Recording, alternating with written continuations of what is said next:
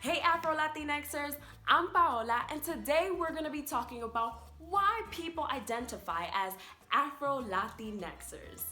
And to begin to understand this concept, we will deconstruct the word Afro Latinx. So to begin, let's begin with the word Afro. Afro is a word that started its use during the 1960s during the Civil Rights Movement. During this time, Black men and women wore their hair in afros as a sign of pride of their roots and where they came from. Did you know that the word Afro comes from the word African, and people use it to describe their African descents? So this is where the word Afro began.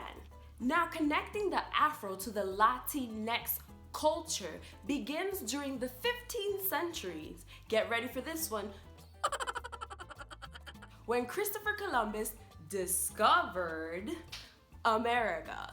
During this time, he started what is now known as the transatlantic slave trade. And from the 1500s, slaves began to come over to the New World. Christopher Columbus was the one who started bringing the slaves over to the New World. Shh, I have a secret, but it's not written in the books yet. Did you know that Christopher Columbus raped and killed most of the indigenous people in the country of Hispaniola and raped his slaves as well? This is why you see the mixture of people which create the Afro Latinx population.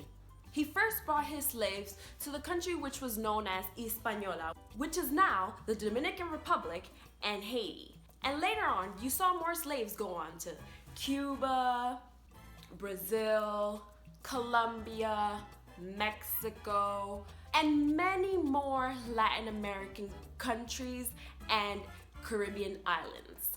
And let's not forget the United States of America. So of course, with the slaves came the culture. You have the music and the instruments like the guira, the tamboras, the maraca, which make a plethora of music like the salsa, the rumba, the bachata, and the merengue that you hear in our country nowadays. And also the food like the plantains that can be prepared in so many different ways. And also those interesting dishes that our people make and put together using the scraps of the meat like the sancochos. And this is how the Afro Latinx starts to combine. Now, let's talk about Latinx. What is Latinx? Where does it come from? When did we start using it? The word Latinx originates from the word Latino or Latina. In the Spanish language, we like to use masculine and feminine words. So for example, if I'm a girl, I would be considered a Latina. And if I'm a boy, I would be considered a Latino. Now, if you have two people, a boy and a girl, they would be considered Latinos. But you see the dilemma here? We give power to the more masculine word.